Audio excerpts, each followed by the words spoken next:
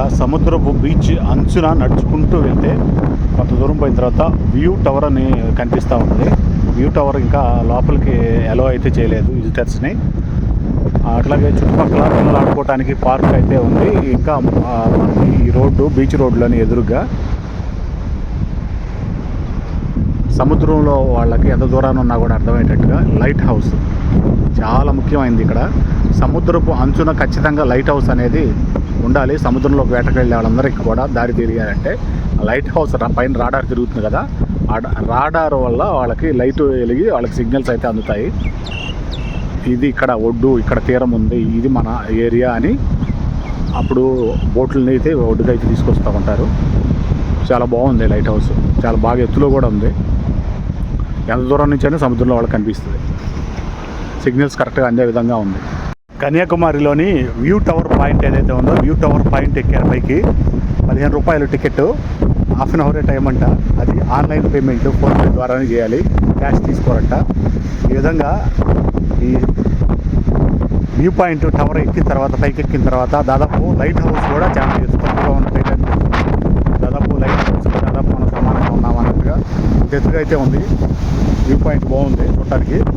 చుట్టుపక్కల బాగా వ్యూ అంతా చూసుకోవచ్చు సముద్రానికి సంబంధించి.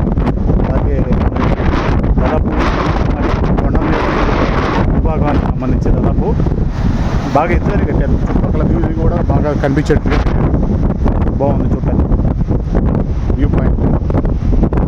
సముద్రంలోకి ఎంత చూసినా మనకేం కనపడదు అనుకో, అది వేరే విషయం. ఈ భూభాగం మీద ఏదైతే ఉందో అంతవరకు అయితే క్లియర్గా చూడవచ్చు.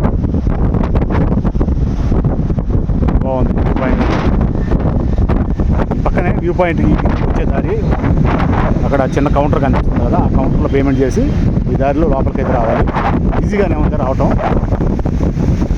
ఎక్కడానికి కూడా మంచి స్లోప్ లాగా అయితే చేశారు. ఇదే విధంగా ఈ స్లోప్ కనిపిస్తుంది కదా, చుట్టూ ఇట్లాగే స్లోప్గా ఉంటుంది. ఆ స్లోప్ ప్రకారం ఎక్కి రావచ్చు. ఈజీగానే ఉంది ఎక్కడానికి.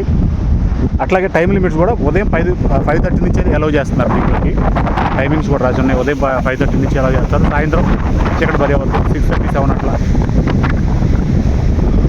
చుట్టుపక్కల వ్యూ కూడా చూడవచ్చు. అక్కడ కొబ్బరి తోట అయితే కనిపిస్తుంది కదా, కొబ్బరి చెట్లు ఎక్కువ కనిపిస్తున్నాయి. ఇదంతా కూడా కొబ్బరి తోట, చాలా చెట్లు ఉన్నాయి.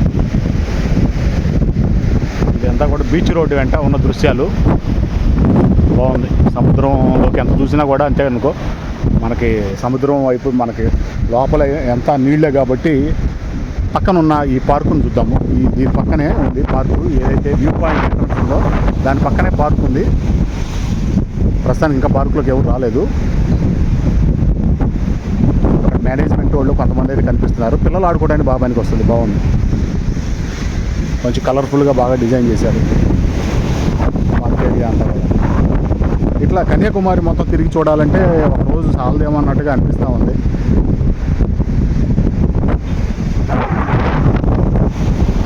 లైట్ హౌస్కి కొంచెం దూరంగా కేరళ హౌస్ అని కూడా ఉంది.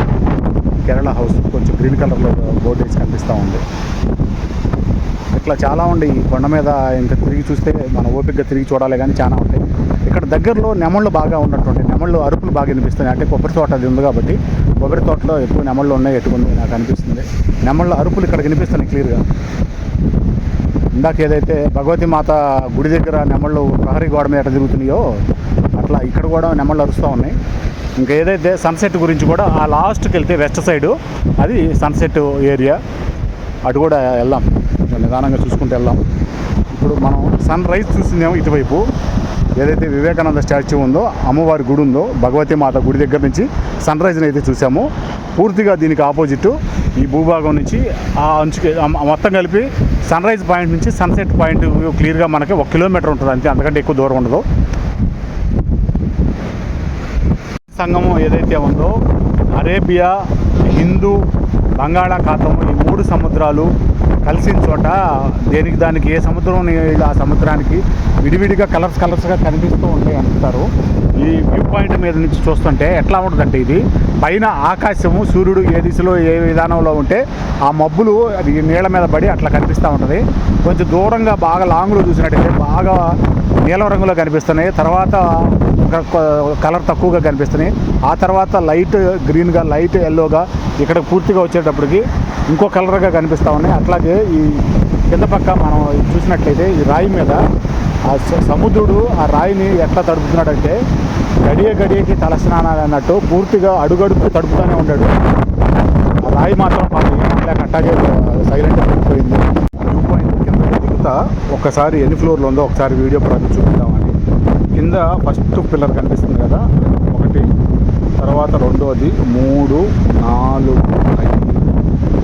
5, 6, 7 తోటి టాప్, పూర్తిగా టాప్ అన్నిటికంటే హైట్. ఇలా 7 ఫ్లోర్లు అయితే ఇట్లా రౌండ్గా కట్టారు, మొత్తం రౌండ్గా. చాలా బాగుంది వ్యూ పాయింట్ అయితే చూడటానికి. ఇంకా కట్టదలుచుకుంటే ఇంకా దీనిపైన ఇంకా పెంచుకుంటూ పోవచ్చు.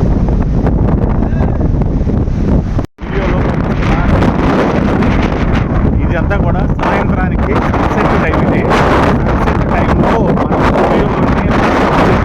సముద్రంలో ఇక్కడ బాగా క్లియర్గా కనిపిస్తూ ఉంటుంది. ఈ ఏరియాలో ఎక్కడి నుంచో కూడా మనం దాదాపు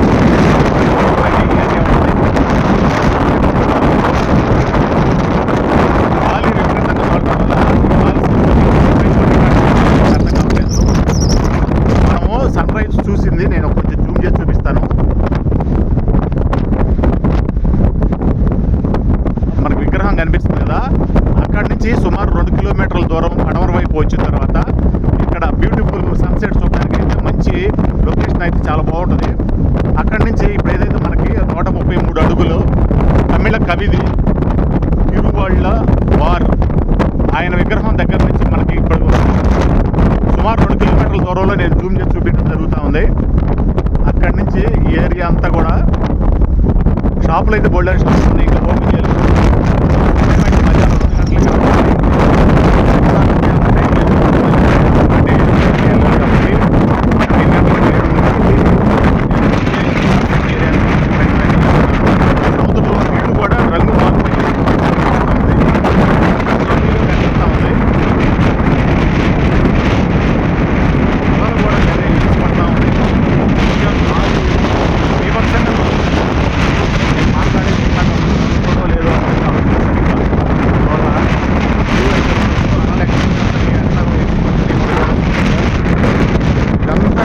ఏరియాలో ఎక్కడ నుంచున్నా కూడా మనం సన్సెట్, ఇదంతా కూడా సన్సెట్ ఏరియానే.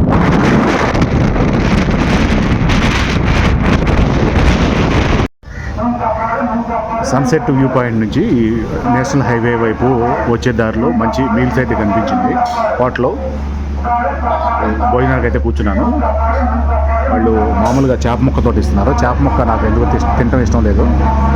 మామూలుగా చికెన్ అడిగాను, చికెన్ లేదన్నారు. సరే ఆమ్లెట్ అంటే సరే ఓకే, డబుల్ ఆమ్లెట్ అయితే చెప్పాను. కర్రీస్ అయితే ఇచ్చారు ఇంతవరకు. సాంబార్ అయితే పోపించుకున్నాను.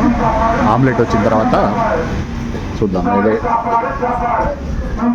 ఇది సొరకాయ విత్ పెరుగు అనుకుంటా, నిమ్మకాయ పచ్చడి, కొబ్బరి cabbage, అప్పడము, sambar,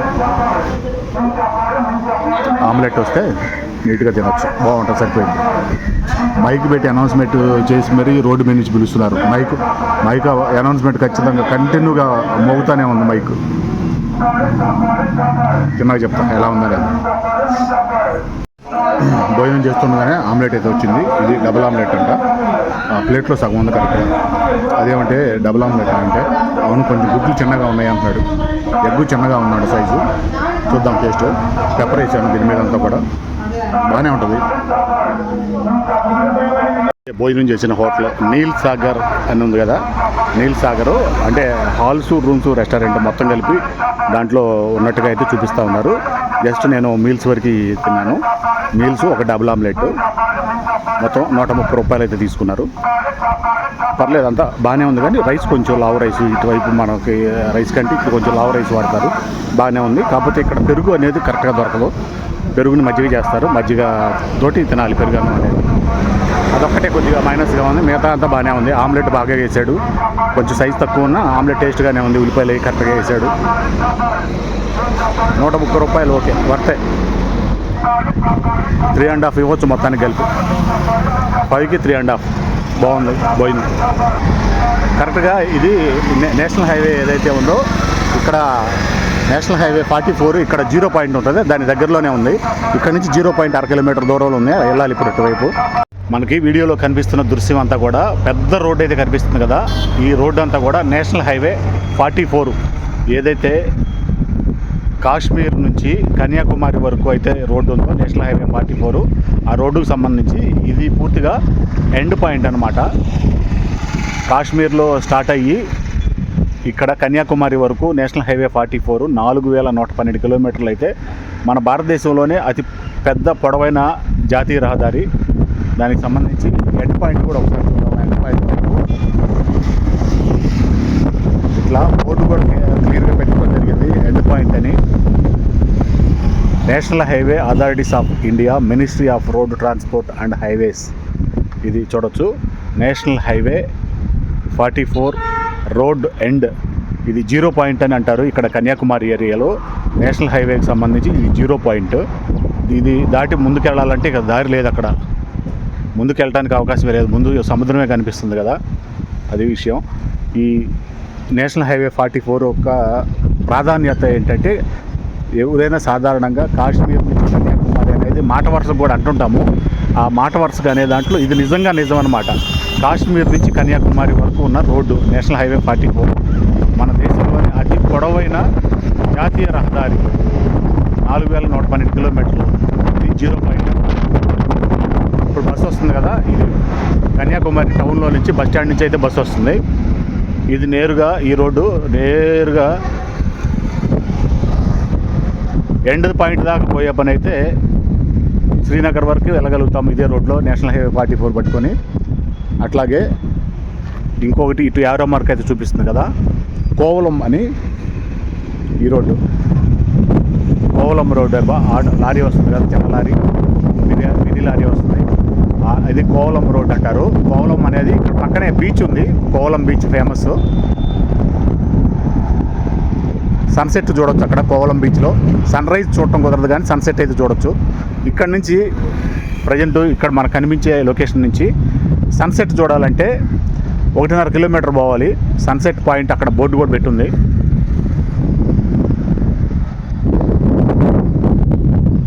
sunset point 1.5 kilometre క్లియర్గా రాసి ఉంది అక్కడ. అట్లాగే కేరళకి వెళ్ళొచ్చు, తిరువనంతపురం 104 కిలోమీటర్లు ఉంది. సన్ రైజ్ చూడాలంటే మాత్రం ఇటువైపు వెళ్ళాలి. సన్ రైజ్ పాయింట్ చూడాలంటే ఇటువైపు మన కన్యాకుమారి ఊర్లోకి బస్ స్టాండ్ వైపు నుంచి వెళ్తేనే మన సన్ రైజ్ పాయింట్ అయితే చూడగలుగుతాము. ఇది ఇక్కడ కన్యాకుమారిలో ఉన్న 0 పాయింట్ యొక్క విలువ విశిష్టత మనం తెలుసుకోవాల్సిన అవసరం ఎంతైనా ఉంటుంది కాబట్టి నేను కొంత వీడియో రూపంలో చూపించే ప్రయత్నం అయితే చేస్తున్నాను. నేషనల్ హైవే 0 మైల్ పాయింట్ నుంచి 0 పాయింట్ నుంచి ఒక 300 మీటర్లు టౌన్లోకి వస్తే ఇదే బస్ స్టాండ్. కన్యాకుమారి బస్ స్టాండ్కి సంబంధించి బోర్డు కూడా చూడొచ్చు,